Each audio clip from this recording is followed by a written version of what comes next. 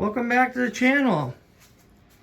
This is my ball python's upgrade. A 5 feet long by 3 feet tall by 2 feet deep.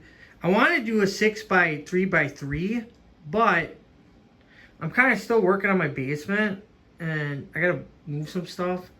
So I wanted to be able to put it on the stand with wheels so I can move it around as I need instead of, make my life easier. Plus, I didn't realize how small this enclosure makes her look. It's insane. So, dun dun dun dun. Alright. Oh yeah, I got a little lock thing too. It's not the best, but she hasn't gotten out, so. Yeah. Some zippers. Oh yeah, so this is actually supposed to be 5 feet tall, and I tipped it to its side. It was only like, I think, less than 70 bucks. Like between 65 and 70, I forget, somewhere in that range. Alright.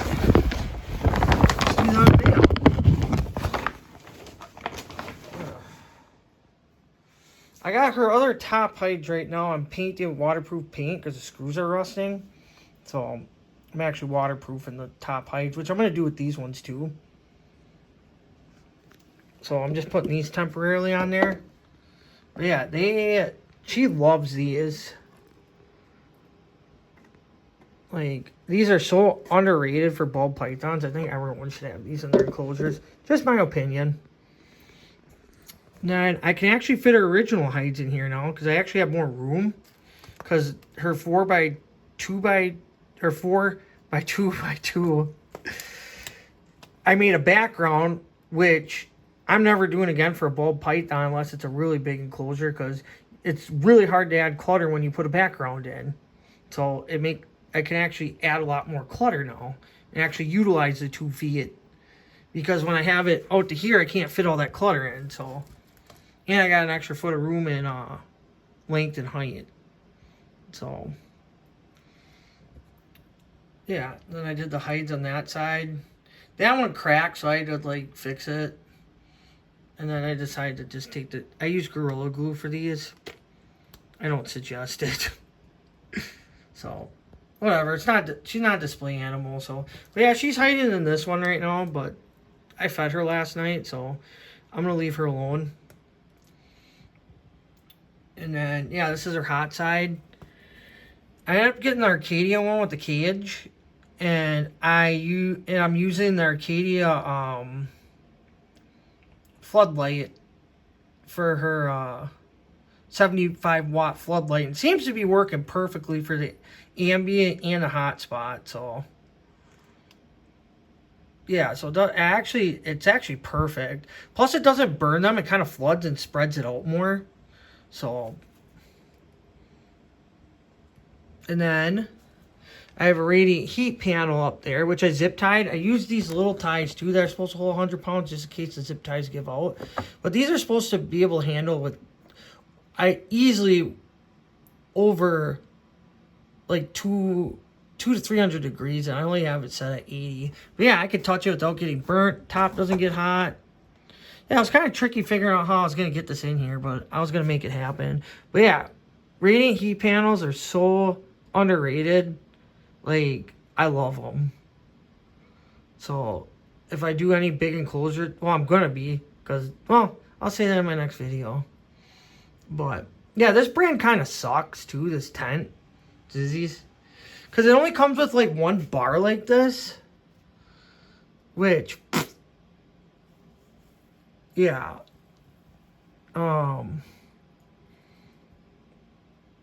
Yeah.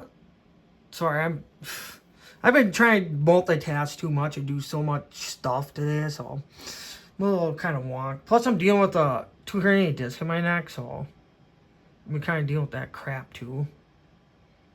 So, anyway, so flood lamp with the cage, and then I got her probe on that side for thermostat.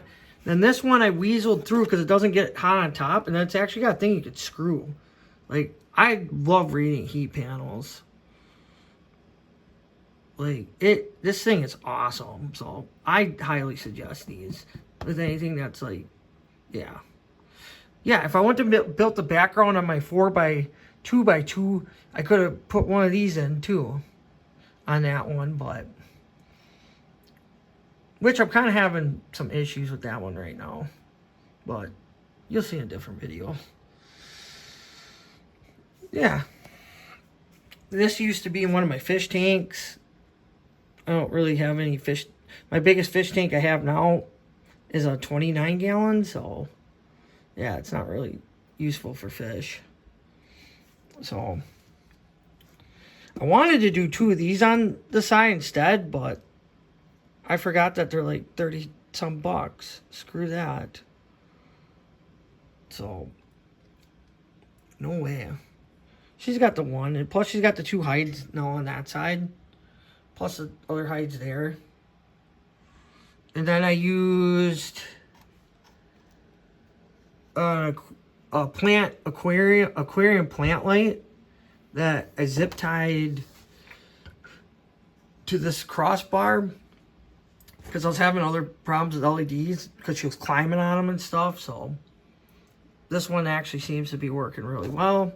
So I'm not going to fix what's not broken. I also got other holes on the sides, which I zip tied on top so she can't get out, or on the outsides I zip tied shut so she can't get out. I mean, people use them for tegus, so the tegus can't get out of them. I don't think a ball python can, but I could be proven wrong. Yeah, I had these on the bottom too, which I guess I could show you. But yeah, I just zip tied them on the outsides so that she can't get out.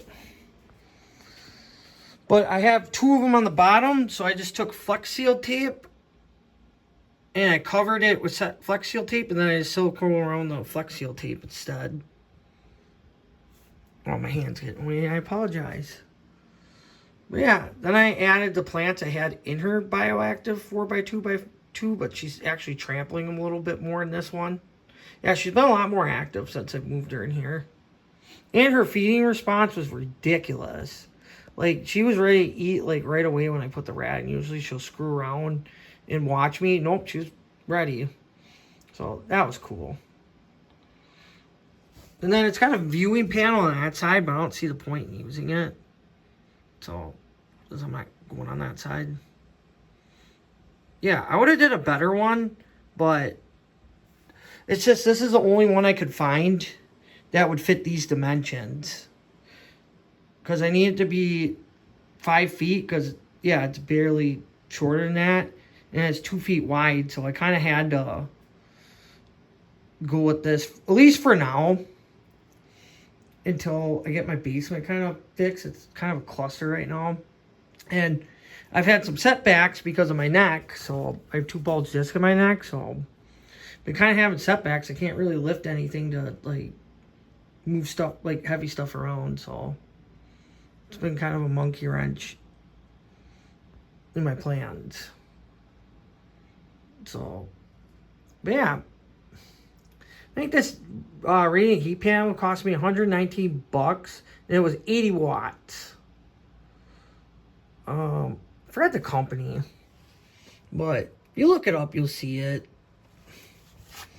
I think I still have the box. Yeah. Yeah, so this is a brand I got. I like it.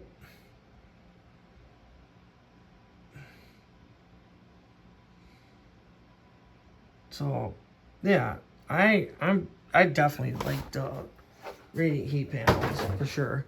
But yeah, I got the spider plant. She kind of trampled this one a little bit, but I really don't care. I don't really have anywhere else to go with it because it was overtaking my other enclosures too much, and it kind of ran out of room. So she kind of gets like the hand-me-downs that don't work for my lizards in some sense. So that's how she got her last UVB bulb, because I messed up and it was the wrong type for my green anoles. It was a learning curve for me, but it was perfect for her, the type of UVB, which I'll eventually be adding.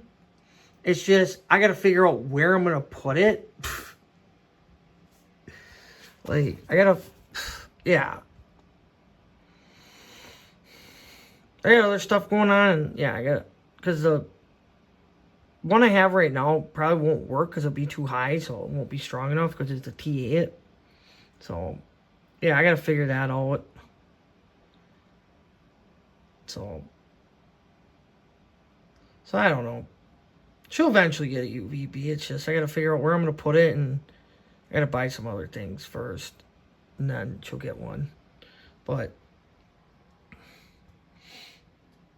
yeah, I don't know. I'm a far believer in grow tents, and this is the cheapest ass one you can buy, and it's working very well. And this thing is holding humidity very well. I actually have to air it out a little bit every day because it's holding in way, way, way too well. So yeah, you don't have to worry about humidity in these things. These things hold them very, very well. So I thought I'd make a video while I'm airing it out. I actually took a PVC pipe and zip tied it on the outside to try to air it out a little bit too. I might do that on the top a little bit. I might have to get like a little fan or something. But I gotta figure that out without her hitting it. Because, yeah, she's very curious. But that's all I got. I just wanted to kind of go through the step-by-step on how I did it. Yeah, I don't know. I like the extra height, though, too. Like, because she uses it, like... Which I want to build, like, a platform where... And, like, actually have her be able to, like, chill and, like, kind of climb. Like, I want to... It's just, I gotta... Yeah, it's a learning curve, and I'm still kind of, like... fixing some stuff on it and kind of seeing how she reacts to things, and yeah, so I gotta figure out how I want to do that. But there's another enclosure I gotta work on first. So I mean, it's a hell of a lot better than what she was in. She used to live in Iraq for like 3 years, and then I first had her in a 36 by 18 by 18, which wasn't very long. I upgraded her pretty quickly. So I upgraded her to a 4x2 by 2 bioactive enclosure. And then she's probably been in there a little less than a year. And now, because I got her about a year ago today, like around right now. So yeah, because I think I got her in September, and it's like end of August. So yeah, it's almost a year since I've had her. Yeah. But yeah, she comes out a lot more. Like, just that she ate last night, so yeah, she's kind of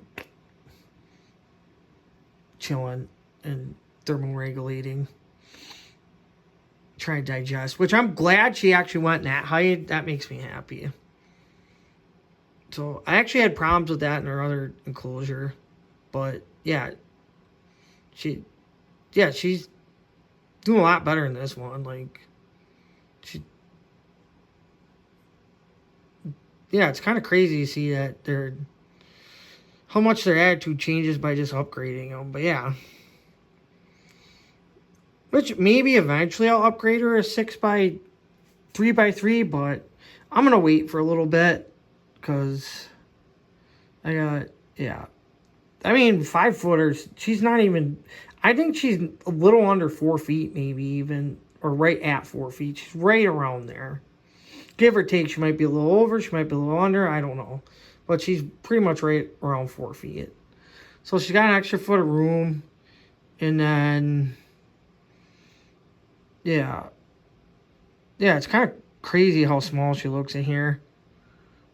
But, yeah, I'm definitely a fan of grow tents. I wish I would have found out about grow tents when I first got her. I would have saved so much more money. Like, a lot more money. Like, even if I would have did a 4x2x2 grow tent, I still would have saved more money than buying that stupid EcoFlex. Oh, I hate those things. They're cheap for a reason. But, alright. Peace out.